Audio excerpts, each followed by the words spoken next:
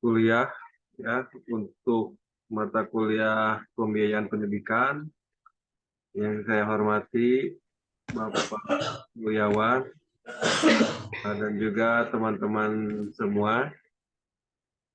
Kalau ini malam berharga ya bagi kita karena ini malam terakhir kuliah selama 3 semester gitu ya. Karena minggu depan sudah mulai UAS ya. Dan di sini ada beberapa panelis dari kelas A maupun kelas B. Di kelas A itu ada Teh Ike, kemudian dari kelas B itu ada Kang Zainal ya, yang sudah hadir itu. Untuk mengefektifkan waktu, saya persilahkan kepada Miss Charlie untuk menampilkan PowerPoint yang Teh Ike, dan selanjutnya Teh Ike silakan untuk memberikan ya materinya dari hasil riset. Silakan Teh Ike. Baik, terima kasih Pak Dik. Sebelumnya, Assalamualaikum warahmatullahi wabarakatuh. Waalaikumsalam warahmatullahi wabarakatuh. Hormat kepada Pak Dr. Mulyawan selaku dosen pengampu, kemudian juga kepada teman-teman MPIA sama MPIB. Perkenankan saya akan sedikit memaparkan menjadi saya tentang pertanggungjawaban pembiayaan pendidikan Madrasah Aliyah Negeri 2 Kabupaten Bandung. Ya udah ada.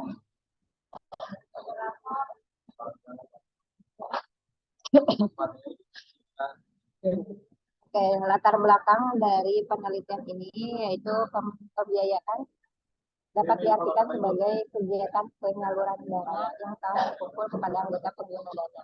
Proses ini melibatkan pemilihan jenis usaha yang akan mendapatkan pendanaan dengan tujuan agar usaha yang dibiayai menjadi produktif dan menentukan. Nah, selain ini juga penting bahwa usaha tersebut dikelola oleh anggota yang jujur dan bertanggung jawab. Nah, dalam perspektif ini mencerminkan pentingnya aspek keberlanjutan, integritas, dan tanggung jawab dalam pelaksanaannya. Nah, adapun tujuan mini riset ini yang pertama itu untuk mengetahui asal-usul pendanaan pendidikan di Madrasah Aliyah Negeri 2 Kabupaten Bandung, kemudian akuntabilitas pendanaan pendidikan Madrasah Aliyah Negeri 2 Kabupaten Bandung, serta pengawasan pendanaan pendidikan. Nah, selanjutnya boleh di next. Metodenya itu menggunakan pendekatan yang digunakan dalam penelitian ini adalah kualitatif, yang menggunakan konteks sebagai sumber data yang berfokus pada pengungkapan proses. Nah, pendekatan kualitatif ini digunakan karena peneliti ini langsung dalam proses pengumpulan data, sehingga data itu adalah manusia atau penelitinya sendiri atau saya sendiri. Nah, sehingga ditetapkan pas dan cirinya. Deskriptif juga diartikan sebagai data yang disajikan secara lisan dalam bentuk kata-kata, yaitu data pendanaan di pendidikan Madrasah Aliyah Negeri 2 Kabupaten Bandung. Adapun desain penelitian yang digunakan dalam penelitian ini adalah studi kasus, yang mana studi kasus ini pada suatu titik tertentu tujuannya untuk memperoleh gambaran secara lengkap dan detail.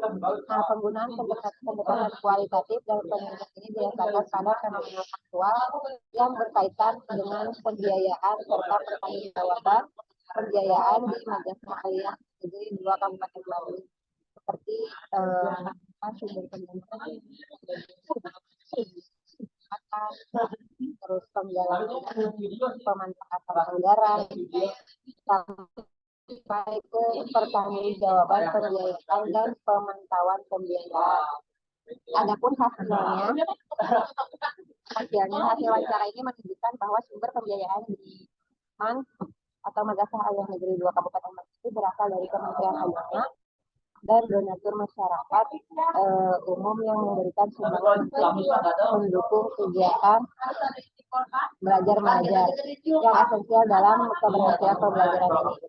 Selain itu juga penyelenggara pendidikan di Madrasah Aliyah Negeri 2 Kabupaten Mandiri juga didukung oleh donatur dan masyarakat yang memiliki rasa peduli terhadap sekolah tersebut. Namun tidak ada dukungan finansial dari pemerintah pusat maupun daerah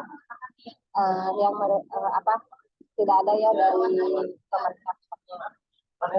Kemudian di sini salah satu cara untuk meningkatkan pendanaan juga adalah dengan mencari sumber pendanaan tambahan dari berbagai lembaga,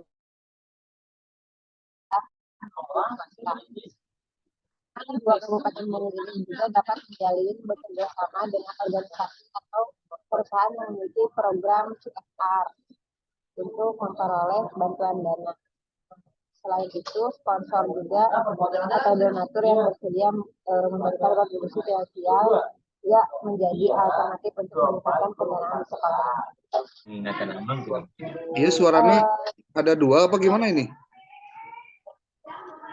Kok kayak yang ini apa? Yang feedback gitu nggak? Kayak Nggak. Oh, kurang dekat aja coba. Atau suara yang kemudian dalam pembahasannya pengawasan pembiayaan pendidikan juga ini dibantu oleh tim khusus yang bertugas mengawasi dan mengontrol keuangan yang diperoleh oleh sekolah serta pengeluaran untuk kebutuhan pokok. Tim juga dibentuk melalui rapat bersama masyarakat dengan tujuan agar penggunaan anggaran sesuai dengan prosedur. Tim ini terdiri dari berbagai pihak, termasuk orang tua siswa, humas, kemudian stakeholder pondok, dan pembina siswa. Hasil wawancara dan observasi menunjukkan bahwa pengawasan pembiayaan dilakukan oleh tim yang melibatkan masyarakat dan pihak penyelenggara. Namun, terkendala dalam mengawasi keuangan pondok yang disebabkan oleh masalah administrasi. Kemudian pihak sekolah juga mempertimbangkan untuk kerjasama dengan pihak terkait seperti pemerintah, lembaga keuangan, atau pihak swasta untuk memperoleh sumber pendanaan tambahan atau bantuan dalam pengelolaan anggaran. Melalui kerjasama ini diharapkan sekolah dapat memperoleh tambahan dana untuk memenuhi kebutuhan pendidikan tanpa mengganggu keberlangsungan keuangan sekolah secara keseluruhan. Kemudian pengawasan pembiayaan juga dilakukan oleh tim khusus yang tadi ya, dan selain mengawasi juga mengontrol keuangan yang diperoleh oleh sekolah serta pengeluaran kebutuhan pokok. Nah, adapun kesimpulannya, pertanggungjawaban pembiayaan pendidikan di Madrasah Aliyah Negeri 2 Kabupaten Bandung masing-masing telah disusun sesuai dengan prinsip manajemen dan dilaksanakan pada akhir tahun. Jumlah anggaran yang digunakan juga tidak melebihi yang direncanakan.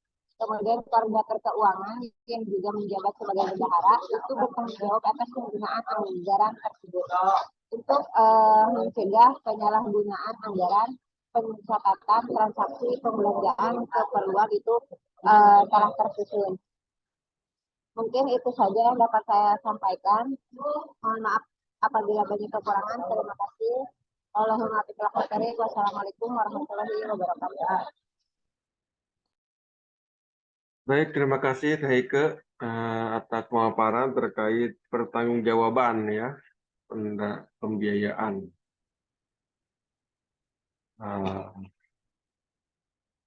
Untuk selanjutnya masih dari kelas A, silakan Kang Daris untuk mempresentasikan hasil risetnya. Baik, Pak.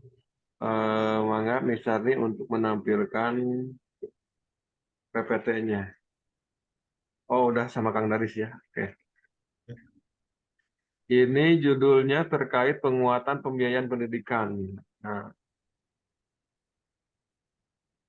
Baik. Terima kasih ya Pak Dik-Dik.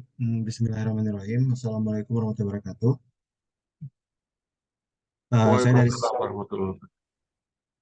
Nah, di sini saya ke bagian materi penguatan pembiayaan pendidikan. Oh, ini studi kasusnya lupa dicantumnya di Mangta Cimahi. Nah, pertama, penguatan pendidikan itu merujuk pada upaya untuk meningkatkan jumlah, kualitas, dan efektivitas pembiayaan, alokasian, dan eh, dan dana yang lebih efisien dan efektif, serta pengembangan kebijakan dan strategi untuk memastikan bahwa sumber daya keuangan yang memadai tersedia untuk mendukung sistem pendidikan. Nah, kemudian tujuan dari penguatan pembiayaan di Kota Cimahi itu bertujuan untuk memastikan bahwa institusi pendidikan seperti sekolah atau perguruan tinggi dan madrasah memiliki sumber daya keuangan yang cukup untuk memenuhi kebutuhan pendidikan.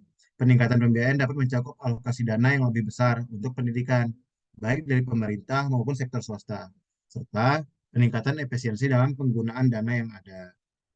Kemudian untuk metode penelitiannya menggunakan metode kualitatif yang mengambil konteks alam sebagai sumber langsung dan berfokus pada pengungkapan makna dan proses. Pendekatan kualitatif dipilih karena peneliti secara langsung berada di lapangan dalam proses pengumpulan data, sehingga peneliti itu sendiri menjadi instrumen utama yang disesuaikan dengan karakteristik dan sifatnya. Pendekatan ini bersifat deskriptif, di mana data disajikan secara lisan dalam bentuk kata atau kalimat.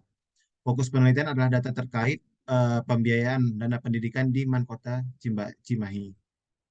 Pertama, ada tiga yang menjadi dasar sumber keuangan madrasah. Yang pertama, bantuan operasional sekolah, kemudian komite dan pemerintah. Nah, pada bantuan operasional sekolah ini, di sini semua anggaran itu sesuai dengan apa ya ketentuan yang dikirim dari pusat. Kemudian dana-dana tak terduga diambil dari komite. Kenapa? Karena menurut pengakuan kepala sekolah atau wakil keuangan ya, di situ dijelaskan bahwa sumbangsi komite ini dalam meningkatkan penguatan keuangan madrasah itu merupakan bentuk tanggung jawab dan kecintaan atau kepedulian terhadap madrasah. Kemudian dari pemerintah.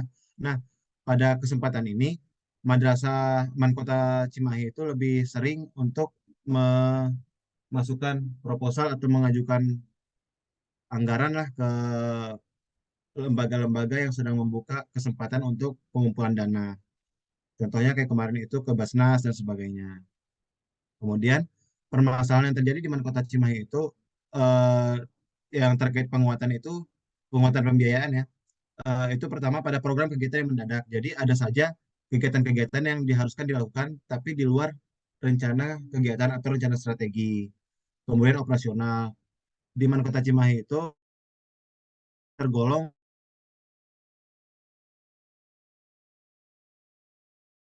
terbaik lah di kelasnya gitu.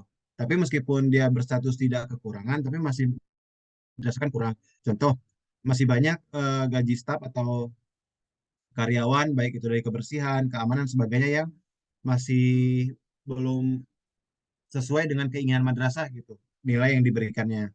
Kemudian sarana dan prasarana, mengingat Man Kota Cimahi ini merupakan salah satu man yang memang mungkin satunya madrasah aliyah negeri ya, yang di daerah Cimahi itu. Jadi lahannya terbatas, sarana dan prasarana juga masih terbatas. Nah, di sini menjadi masalah dalam penggunaan atau penguatan pembiayaan madrasah.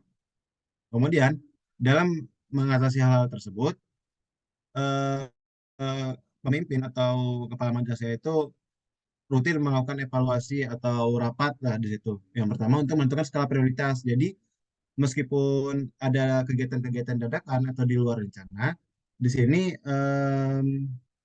madrasah menentukan mana yang lebih utama untuk dilakukan dan mana yang bisa dipotong anggarannya dalam kegiatan tersebut yang memungkinkan. Kemudian pemaksimalan lingkungan madrasah. Dalam hal ini upaya yang dilakukan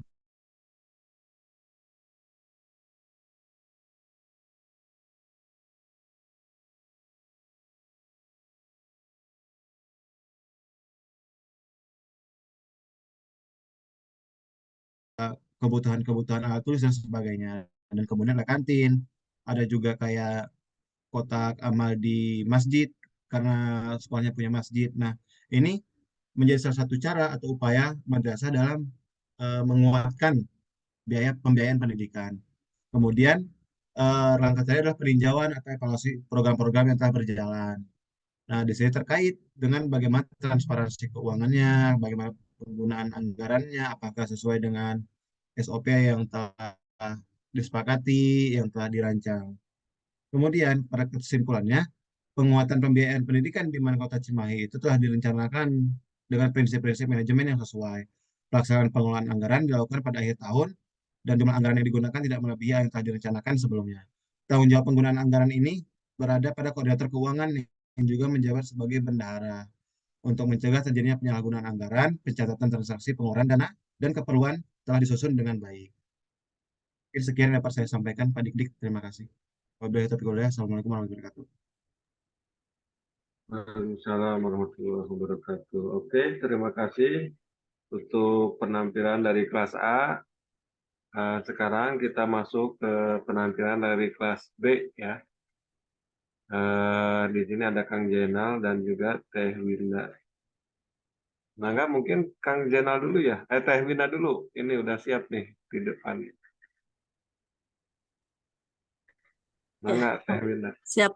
Terima kasih Kang Dik-Dik. Bismillahirrahmanirrahim. Assalamualaikum warahmatullahi wabarakatuh. Alhamdulillahirrahmanirrahim. Hari ini bisa kita bertatap lewat Zoom terkait tentang biaya pendidikan.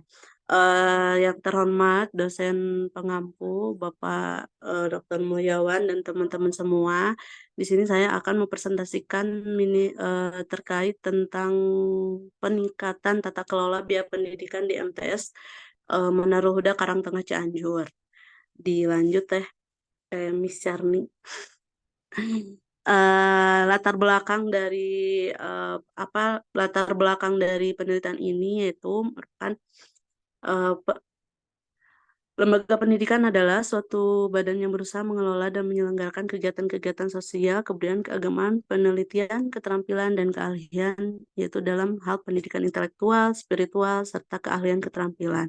Komponen-komponen input pendidikan yang tidak dapat dihindari keberadaannya yaitu adalah faktor pembiayaan pendidikan. Sebab pendidikan adalah sebuah proses pembelajaran yang dituntut harus bermutu, sementara itu input yang bermutu menghasilkan proses pengajaran yang bermutu juga, yang kemudian membuat input dari hasil pembelajaran yang baik. Itu menurut Patah 1999. Selain itu, tata kelola keuangan memiliki peran penting karena sekolah mengelola keuangan yang bersumber dari masyarakat maupun dana bantuan dari pemerintah. Tata kelola yang baik akan membantu melindungi stakeholder dan mencegah terjadi konflik kepentingan yang muncul di dalam organisasi. Itu menurut Hapsari dan SETA 2020. Penelitian ini bertujuan untuk meningkatkan pengelolaan keuangan di sekolah, proses pengelolaan keuangan di sekolah, dan pertanggungjawaban pengelolaan keuangan lembaga pendidikan. Penelitian ini menjadi salah satu referensi satuan pendidikan dalam meningkatkan tata kelola biaya pendidikan di lembaganya. Proses dalam pengelolaan keuangan sekolah yang meliputi perencanaan dan realisasi anggaran diduga belum sepenuhnya dilakukan berdasarkan prinsip-prinsip pengelolaan keuangan yang dimaksud ketika menyusun RAB dan prinsip efisiensi ketika diterapkan secara internal berupa realisasi anggaran, mendapatkan pendapatan dan belanja sekolah maupun secara eksternal dalam manfaat yang diterima serta biaya yang dikeluarkan oleh siswa apabila siswa bersekolah. Dilanjut Miss Charni, metode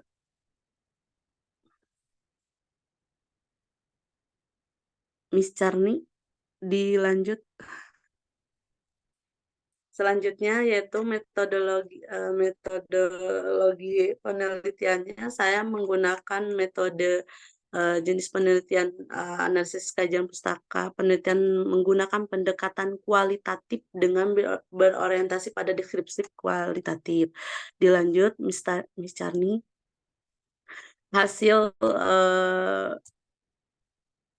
Hasil dan pembahasan. Hasil dari penelitian ini saya mengambil di dalam pertama di dalam peningkatan tata kelola biaya pendidikan di madrasah perlu memperhatikan sejumlah prinsip yang menjadi landasan dari pengelolaan keuangan sekolah. Itu menurut Undang-Undang Nomor 20 Tahun 2003 tentang Sistem Pendidikan Nasional, Pasal 48 menyatakan bahwa pengelolaan dana pendidikan berdasarkan pada prinsip keadilan, efisiensi, transparansi, dan akuntabilitas publik. Di samping itu, prinsip efektivitas juga perlu mendapat penekanan berupa pembahasan tentang mendapat penekanan. Berikut adalah pembahasan tentang prinsip-prinsip tersebut. Yang pertama adalah transparansi.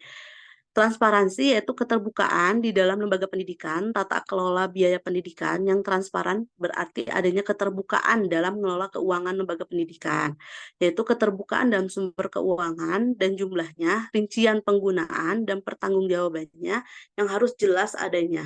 Transparansi keuangan sangat diperlukan dalam rangka meningkatkan dorongan dukungan dari orang tua, masyarakat, serta pemerintah dalam menyelenggarakan seluruh program pendidikan di sekolah. Dengan transparansi tersebut, pihak pemerintah, orang tua, masyarakat umum sebagai donatur akan semakin percaya dan kemungkinan besar akan berkelanjutan dalam membantu keterkaitan pendanaan sekolah yang berkaitan.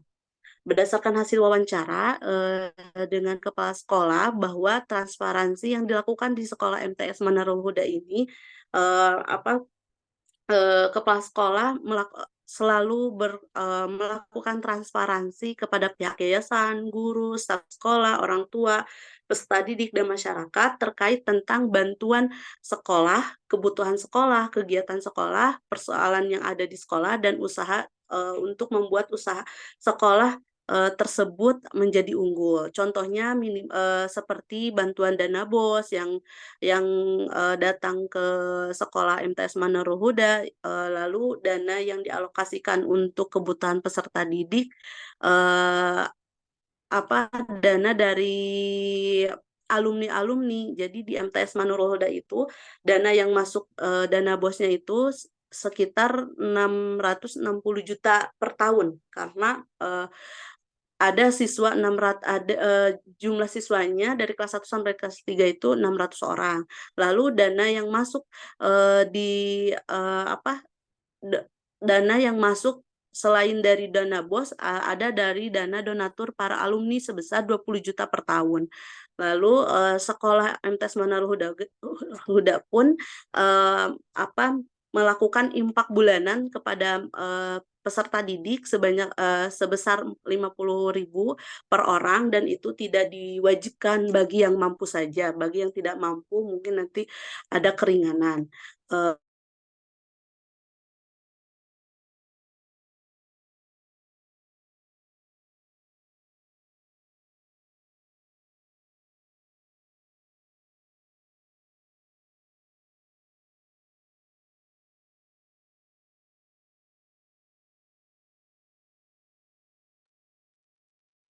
Sepertinya nge-freeze ya. Bisa nih.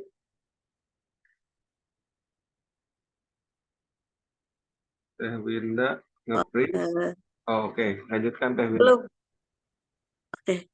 Yang kedua, akuntabilitas. Jadi akuntabilitas di sini boleh di slide-nya. Merupakan sebuah kondisi sosial yang dinilai oleh orang lain karena faktor kualitas performanya dalam menyelesaikan tugas untuk mencapai tujuan yang menjadi tanggung jawabnya. Akuntabilitas ini merupakan manajemen keuangan, berarti penggunaan dananya sesuai dengan yang direncanakan. Berdasarkan wawancara di sekolah tersebut dengan kepala sekolah, bahwa akuntabilitas menjadi salah satu bentuk pertanggungjawaban sekolah melalui laporan yang memang laporannya selalu dibikinkan bukan hanya laporan dana BOS saja, tapi laporan yang sudah masuk uang itu dilaporkan oleh kepala sekolah gitu. Lalu efektivitasnya, bahwa berbicara tentang efektivitas itu berbicara tentang pencapaian tujuan yang sudah ditetapkan. Efektivitas ini tata kelola biaya pendidikannya memenuhi prinsip efektivitas jika kegiatan yang dilakukan dapat mengatur keuangan untuk membiayai aktivitas dalam rangka mencapai tujuan sekolah serta kualitas hasilnya. Di sini pun berdasarkan hasil wawancara kepala sekolah bahwa tata kelola biaya pendidikan di MTs Manarul Huda mencapai efektif karena banyak kegiatan-kegiatan dan juga rencana-rencana yang sudah direncanakan dilakukan secara baik, dilakukan sangat baik dan juga sportif gitu. Kepala sekolahnya mendukung penuh dalam kegiatan-kegiatan yang ada di Manarul Huda, meskipun terbatas dengan anggaran gitu. Lalu efisiensi, yang terakhir efisiensi berkaitan dengan kualitas hasil usaha studi. Secara sederhana, efisiensi merupakan perbandingan antara daya dan hasil suatu kegiatan yang direncanakan, baik meliputi tenaga, pikiran, waktu, biaya yang dikeluarkan untuk memaksimalkan sebuah kegiatan yang ada. Jadi berdasarkan hasil wawancara di Manarul Huda tersebut, bahwa rencana-rencana untuk mencapai tujuan bisa dikatakan efisien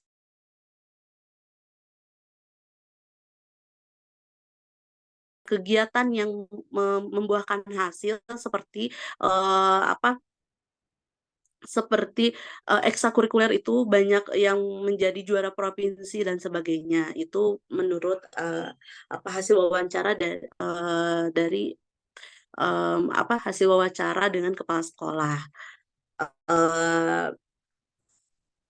Sebentar Kak.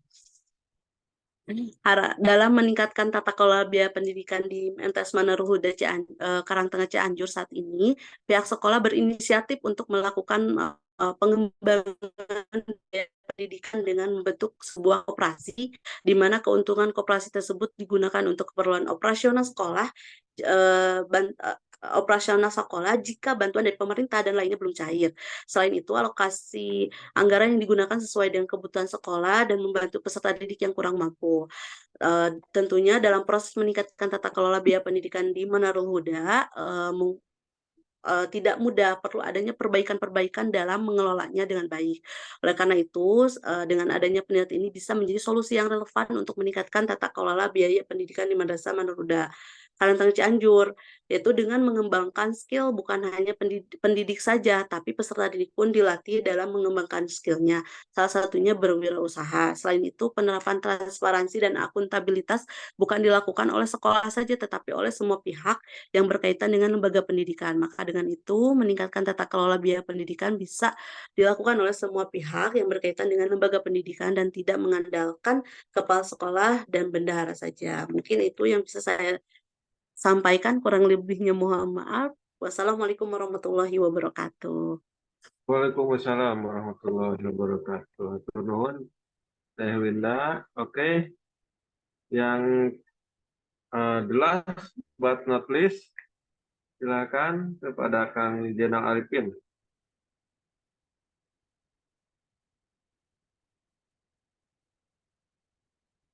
Bisa nih dibantu PPT-nya. Teu acan ngintun kanggo Kang Jenal mah. Oh, mau sendiri ya Kang Jenal ya? Mangga silakan Kang Jenal.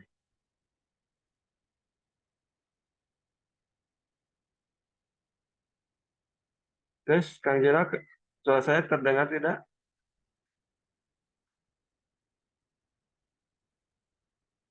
Halo? Kang Jinalnya lagi di jalan, Kang. Mungkin nanti kalau Oh, gimana tuh? Ini. dilanjut saja dulu sambil nunggu ya. Oh, selain Kang Jenal siapa lagi? Udah beres terakhir itu. Nggak Oh, ada lagi. Kami di kelas A mah Kang Zikri, tapi Kang Zikrina teu acan aya ngintun eta, ngintun PPT sareng artikel apa. Uhun. Manawi Kang Zikri tos aya di Zoom. Kang Jikri, oke, belum ada ya. Berarti Kang Jenal sama Kang Jikri lost kontak. Nah, atau belum bisa menyambung. Oke, untuk mengefektifkan waktu, alhamdulillah tadi sudah ada 3 panelis ya. Yang pertama Teike terkait pertanggungjawaban pembiayaan, kedua itu Kang Daris terkait penguatan biaya ya di sekolah, dan terakhir Teh Winda itu peningkatan tata kelola pembiayaan. 3 tema besar untuk diskusi kita kali ini. Mangga saya persilakan kepada teman-teman untuk mengkritisi ya, baik itu bertanya ataupun memberikan tanggapan, sehingga nanti bisa ditanggapi lagi oleh para panelis atau para presenter.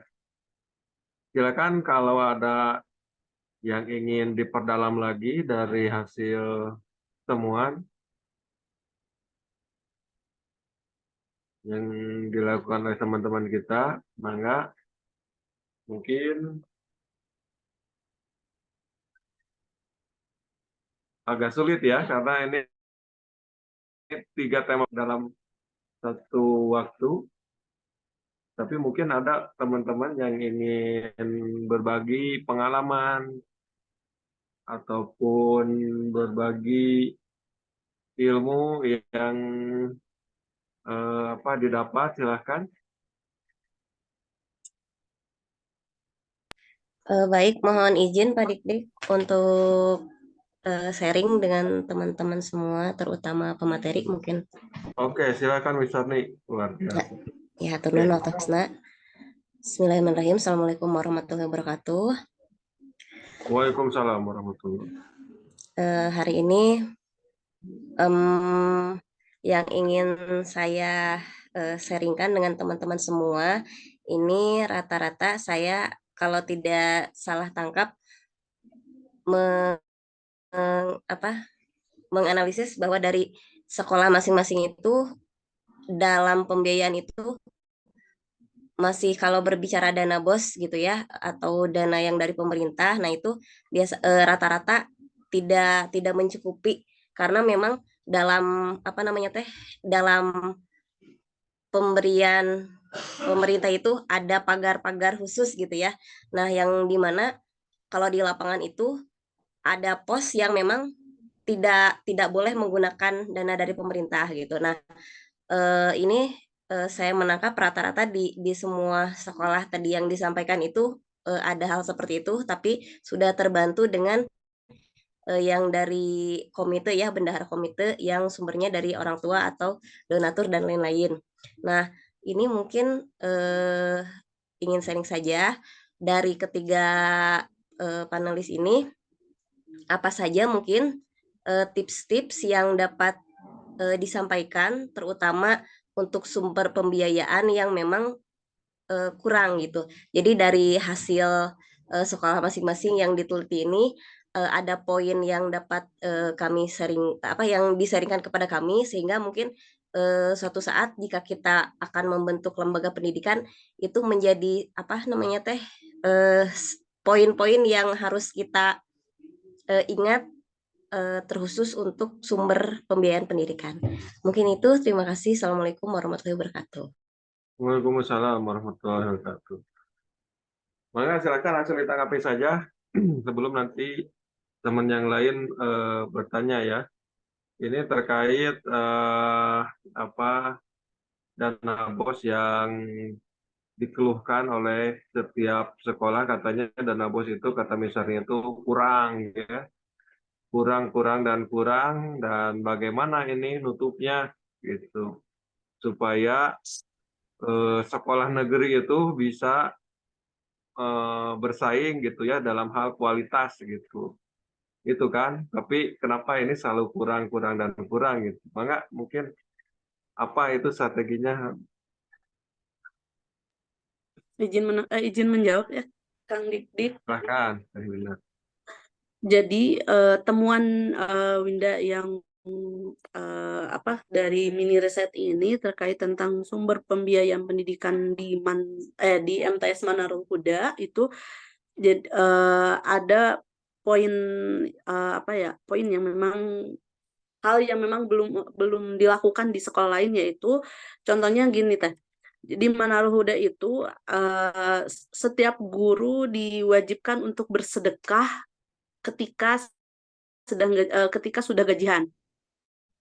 contohnya sodakoh mungkinnya kepala sekolahnya memberi apa bukan menekankan ya, menghimbau kepada guru-guru untuk bersedekah gitu semampunya gitu, tapi rata-rata banyaknya itu hampir 25.000 gitu dari per bulan, sehingga uang tersebut bisa sedikit menutupi dari kekurangan-kekurangan di sekolah tersebut gitu.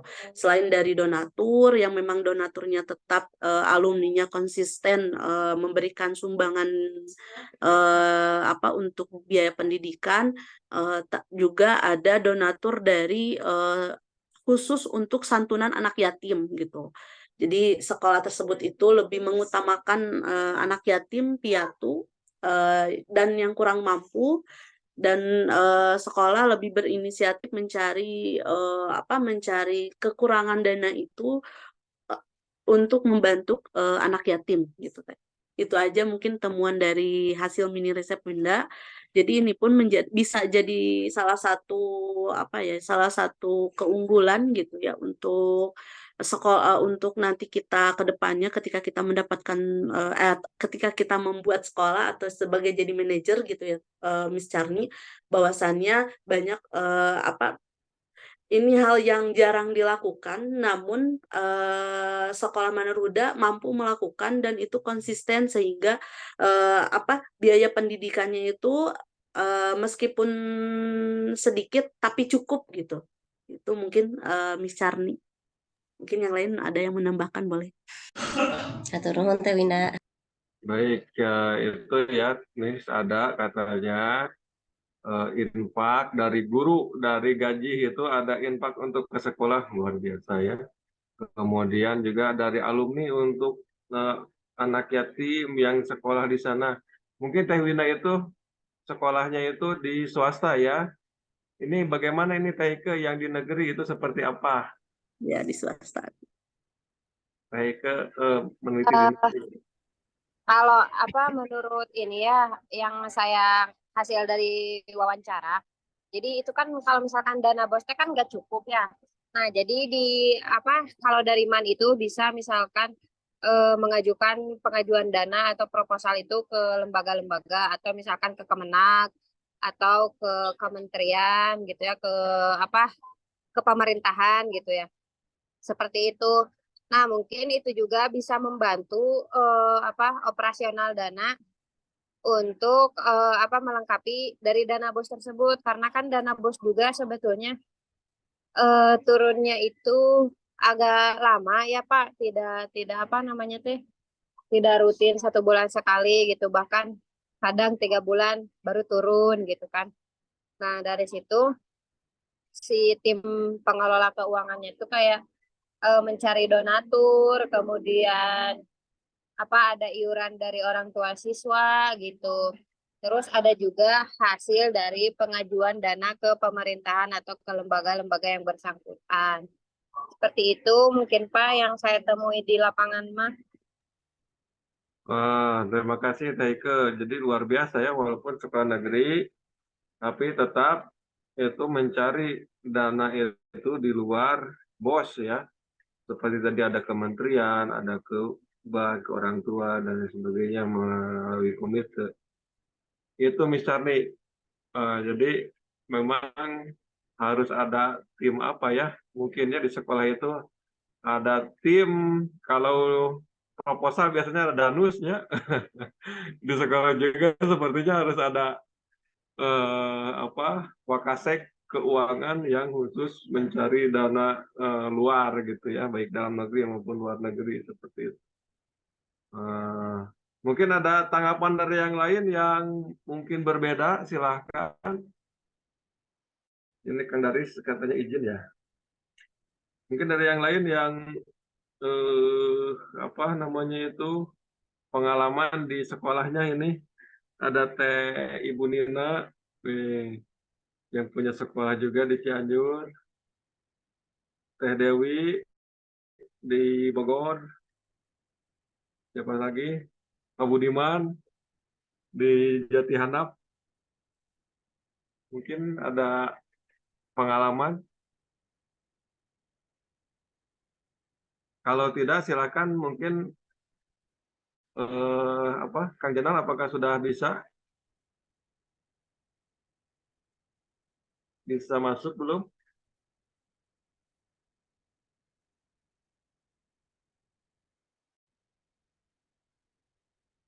Nah, ada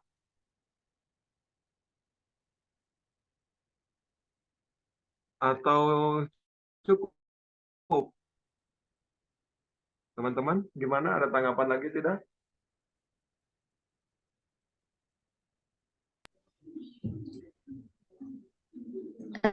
Tapi Indah, gimana untuk Kang Jenal? Apakah bisa untuk presentasi malam ini atau tidak? Udah dihubungi, belum ngebalas lagi, Miss. Oh iya, siap. Pak Dik-Dik, kalau saya saran mohon izin apabila dilanjutkan dulu, misalkan ke Bapak atau gimana gitu. Atau Baik.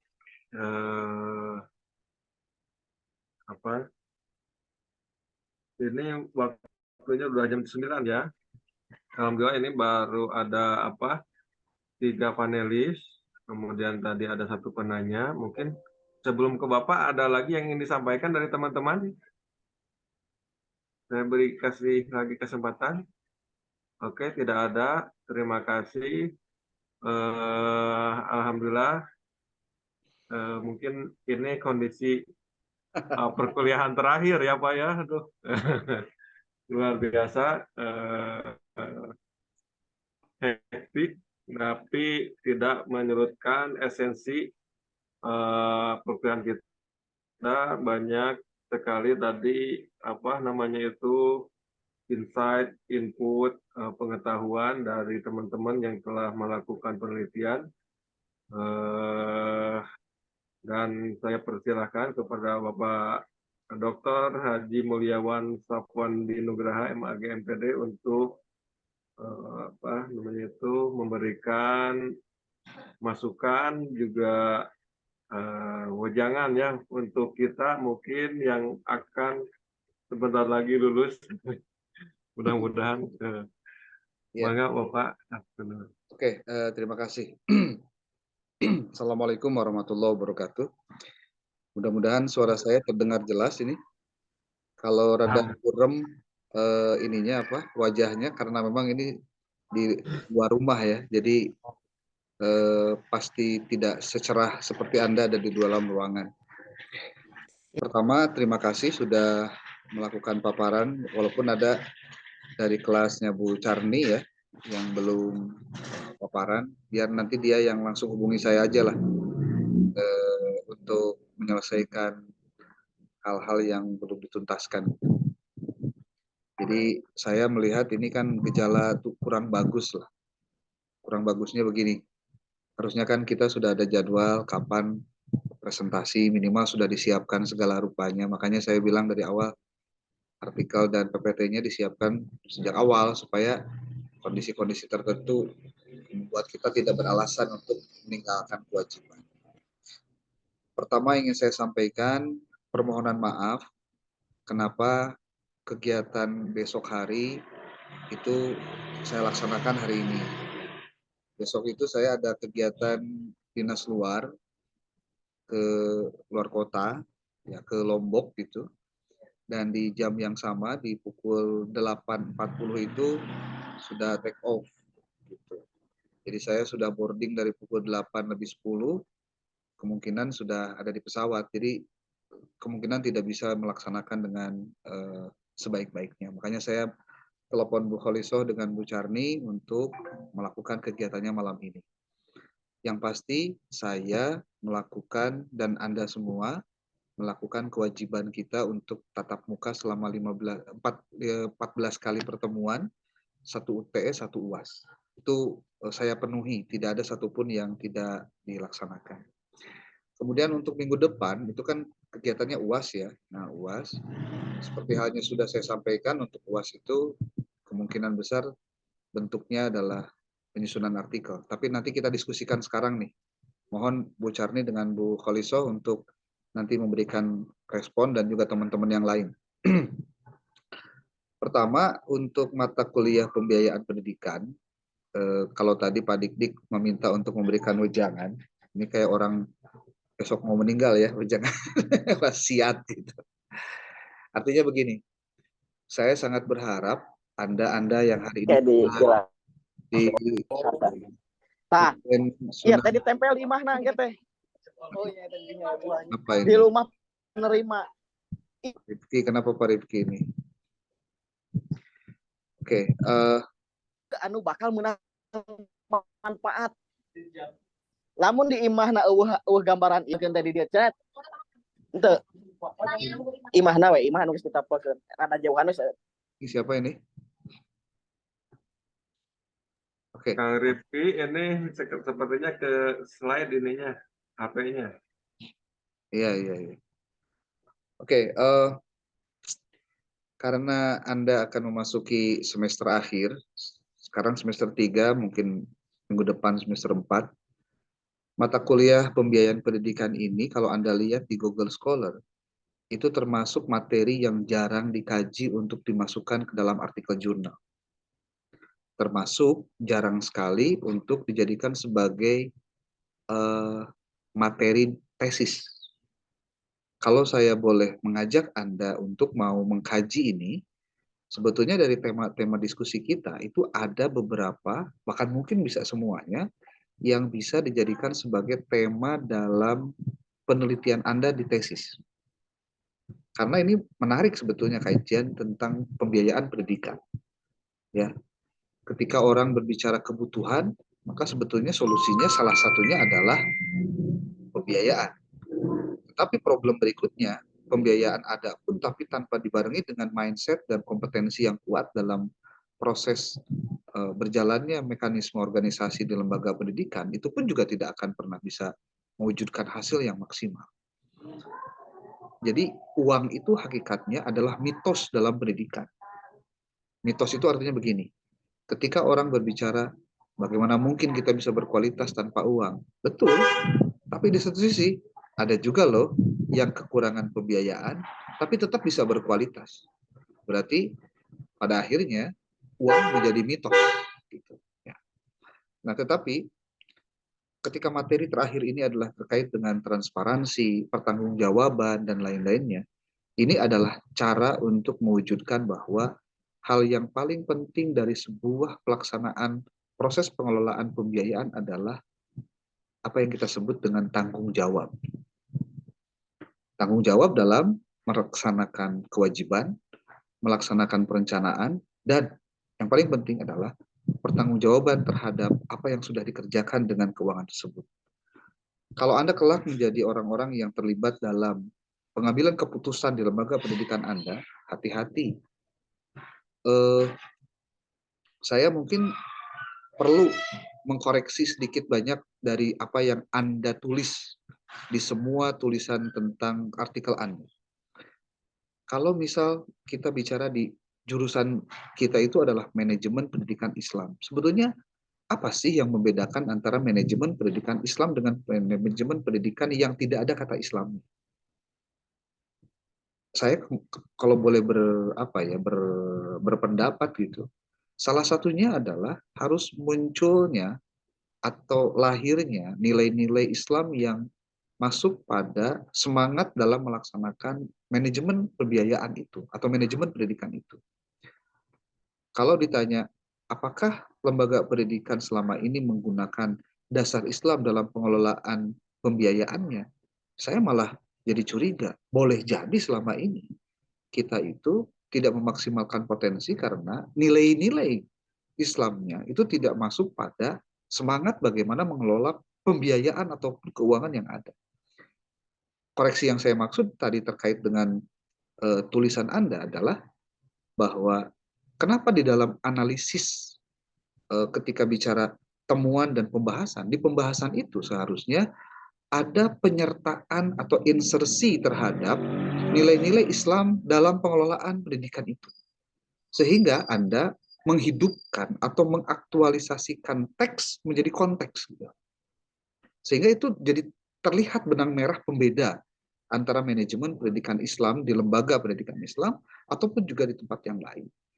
Kalau materi Anda lebih banyak manajemen pendidikannya, tapi tidak mengikut sertakan sisi Islamnya sendiri, berarti Anda sudah kehilangan ruh dari pembeda antara MPI-nya UIN dengan MP di tempat-tempat yang lain. Ini boleh diperdebatkan sebetulnya. Tapi kalau buat saya, sebagai pembeda adalah apakah memang pernah terjadi praktik akuntabilitas dalam kegiatan, contohlah di zaman Umayyah ataupun Abbasiyah ataupun juga di zaman Rasul terkait dengan lembaga semisal lembaga pendidikan. Itu tidak banyak dikaji.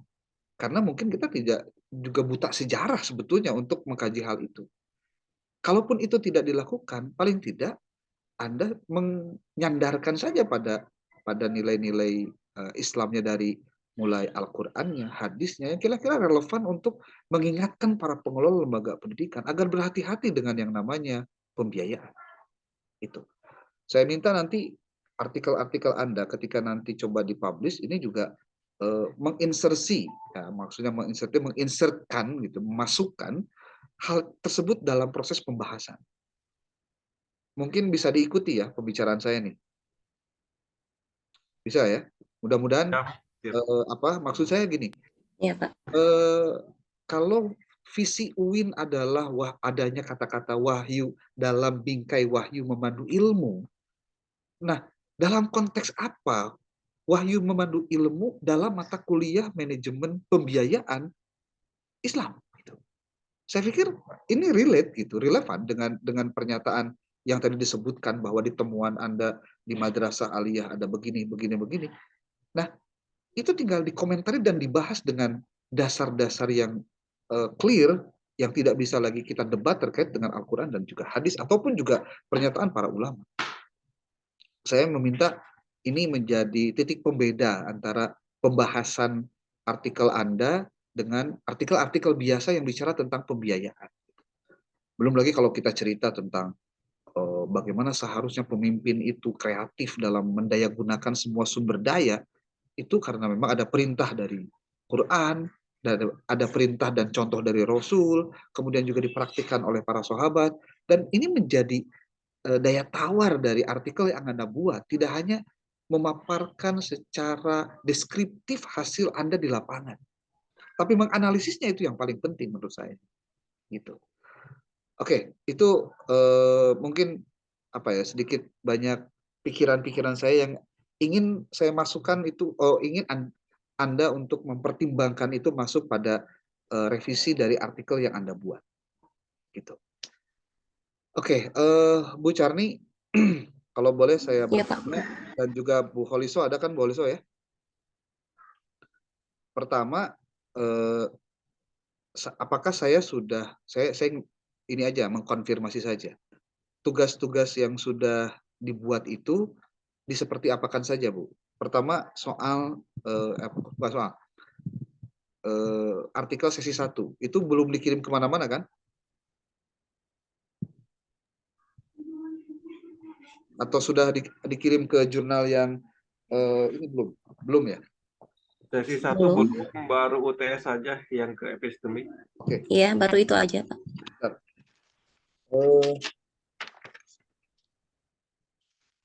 Saya tulis di catatan saya. Ini sekalian aja nih. Untuk pembiayaan pendidikan.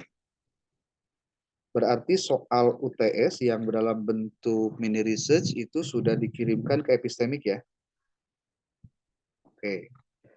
Kemudian artikel sesi 1 itu belum kemana-mana, masih di Anda ya?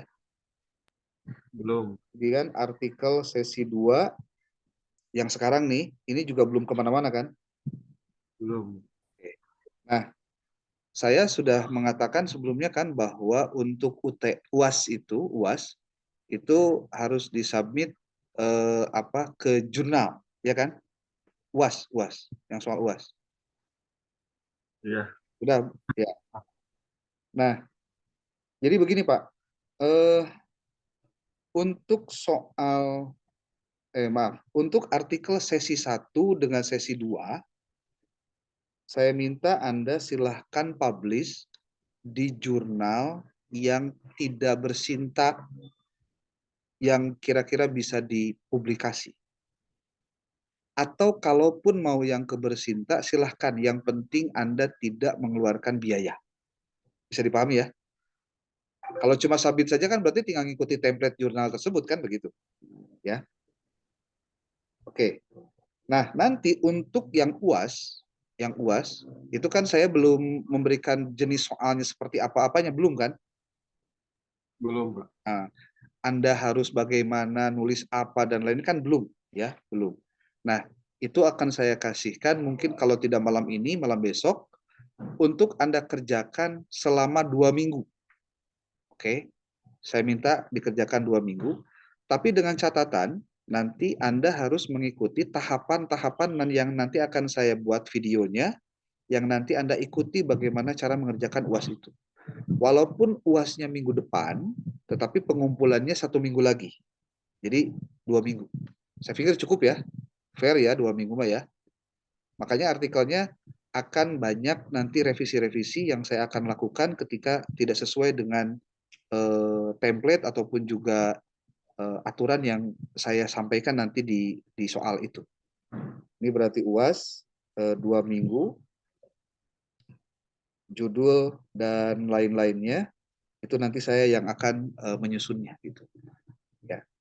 Oke, berarti tugas Bapak Ibu nih kelas manajemen pendidikan Islam reguler A dan B untuk artikel sesi 1 dan artikel sesi 2 silahkan dikirim ke jurnal yang tidak berbayar, baik yang bersinta ataupun tidak bersinta. Yang saya minta adalah LOA-nya dari 2 itu. Tentukan jurnalnya silahkan. Kalau Anda mau, saya sudah kirimkan itu ada link jurnal, tapi di situ ada yang berbayar, ada yang tidak, bersinta 2-nya ada, dan lainnya ada. Nanti kalau perlu saya akan kirimkan listnya, daftar nama jurnal yang memungkinkan Anda untuk bisa masuk ke situ. Anda hubungi yang namanya pengelolanya, Anda ikuti template-nya, tapi kalau misalkan, Pak, saya minta di list aja deh, biar tidak kemana-mana, boleh. Jadi gini, Bu Carni, Bu Holiso, dan teman-teman yang lain sebagai penanggung jawab mata kuliah ini, jika diizinkan, untuk artikel sesi 1 dan sesi 2, tiap orangnya nanti akan saya tentukan Anda harus publish kemana. Yang pasti satu saja, Anda tidak berbayar. Kan itu yang bikin berat Anda itu kan itu sebenarnya. Saya paham, mudah. Kalau begitu, yang tidak yang tidak berbayar. Saya sudah komitmen dengan Pak Dr. Dian, pokoknya seperti itu. Yang bersinta pun kalau tidak berbayar kan boleh berarti. Yang penting kan berbayar, kan gitu. Ya. Kemudian yang kedua, untuk UAS bentuknya artikel juga, itu nanti saya akan buat dulu daftarnya, daftar judulnya, daftar nama mahasiswanya, termasuk dimasukkannya ke jurnal mana nanti itu urusan saya. Ya, kalau untuk UAS mah nanti ya saya yang akan mengelola itu. Tetapi kalau untuk artikel sesi 1 dan sesi 2 nanti saya akan buatkan dengan judul dengan alamat jurnalnya mau dikemanakan gitu. Gitu. Oke, jadi tugasnya hanya ada 4 untuk artikel, berarti mini research-nya dimasukkan ke dalam artikel sesi 2 saja. Dan yang paling penting dari semuanya, paparan yang sudah dilakukan, itu yang membuat diskusi kita menjadi bagian dari cara kita untuk belajar sebetulnya. Jadi saya sebetulnya dari tadi mengamati, itu sebetulnya menimba ilmu dari Anda. Jadi Anda jangan pikir bahwa saya ngalamun atau saya kemana-mana. Justru inilah cara saya untuk bisa belajar secara tidak langsung dari mahasiswa yang sudah melakukan riset di lapangan. Gitu, ya. Oke, saya juga mohon maaf jika dalam 1 semester ini banyak kekurangan, banyak hal-hal yang tidak mungkin memuaskan Anda, walaupun memang saya bukan alat pemuas buat mahasiswa gitu ya. Tapi yang pasti satu saja, kita sama-sama belajar untuk memastikan kesempurnaan selalu berproses untuk hal-hal yang lebih baik di masa depan.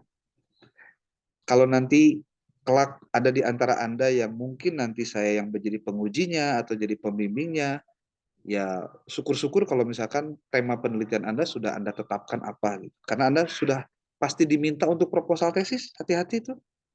Ya, makanya mata kuliah Medlit kan ada di semester 3 ya. Siap-siap saja tuh. Ya, siap-siap saja. Oke, mungkin ada yang mau didiskusikan dulu sebelum kita tutup.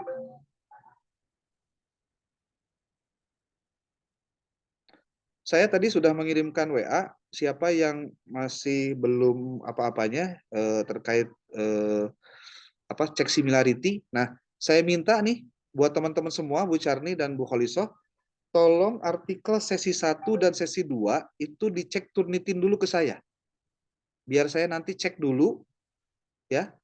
Linknya kan ada ya, Bu Charni? Ada nggak? Linknya ada nggak? Linknya teh udah tapi kayaknya ketimpah lagi, Pak. Oh iya. Biar nanti saya ini deh, saya kirim link yang baru ya. Jadi mohon nanti kalau saya sudah kirim di grup link Turnitin, tolong ditulis nama, nanti ada nama dan ada kelasnya ditulisnya. Kemudian tulis juga artikel sesi 1 atau sesi 2. Itu dicek similarity dulu biar nanti Anda tinggal menyesuaikan dengan jurnal mana untuk nanti tinggal ganti aja template-nya gitu ya. Jadi pastikan semua template itu sesuai dengan jurnalnya. Jadi yang sudah dibuat tinggal ganti aja template-nya gitu. Oke, itu saja. Cukup? Ibu Bapak juga jangan lupa saya ingatkan untuk yang UTS epistemik nanti akan ada yang menghubungi Anda untuk melakukan revisi. Mohon jangan menunda-nunda revisi. Jadi walaupun mata kuliahnya sudah selesai, mungkin nanti nilainya sudah keluar, tapi kan ini adalah tugas untuk menuntaskan revisi. Jadi tolong Bu Charni dengan Bu Kholisoh untuk memastikan teman-temannya diingatkan agar supaya nanti bisa publish juga di jurnal epistemik untuk materi-materinya. Mungkin belum ada yang menghubungi sekarang, mungkin bulan depan lah. Nanti akan kita cepat hubungi untuk masalah di jurnal epistemik. Ya. Siap. Berarti saya menyiapkan alamat jurnalnya untuk Anda masukkan yang sesi 1 dengan sesi 2. Kemudian nanti untuk UAS, termasuk juga saya buatkan semua rencana-rencananya di dalam situ. Ya. Oke, kalau begitu terima kasih Ibu Bapak sudah mengikuti kegiatan ini dengan sebaik-baiknya. Sekali lagi saya mohon maaf. Dan Bu Charni boleh dipoto bareng dulu nih semua, nanti posting di grup. Ini yang hadir hanya 24 orang. Berarti belum ada yang tidak hadir juga ya. Terus Ya, ada, Pak. Saya minta Bu Charni dengan Bu Kholisoh untuk merekap daftar hadir, jumlah kehadiran dari keseluruhan. Supaya saya bisa mengecek nanti untuk masuk ke dalam daftar penilaian untuk kehadiran. Yang tidak hadir hari ini mohon ditulis saja siapa, dan yang belum diskusi juga siapa, itu tolong dimasukkan. Sok Bu Charni dipoto heula lah. Ini yang masih Semangat teman-teman, boleh di on cam. Hitungan ketiga ya. 1, 2, 3. Ini yang namanya Ya, sekedap ditahan dulu. Oke, kok bikin ton heula sekedap. Oke. Ya. Sekali deui. 1, 2, 3. Ya. Oke. Ya. Walaupun Siap. contohnya Anda dapat LOA tapi terbitnya tahun depan juga nggak apa-apa. Yang penting Anda dapat LOA. Oke, terima kasih. Dari 14. Ini bocor lagi siapa yang nggak? Oke ya. Oke, apa-apalah. Atau nuhun. Oke, terima kasih. Ya, Terima kasih Pak. Mohon maaf ya apabila ada Ya. salah-salah kata. Oke, assalamualaikum warahmatullahi wabarakatuh. Waalaikumsalam.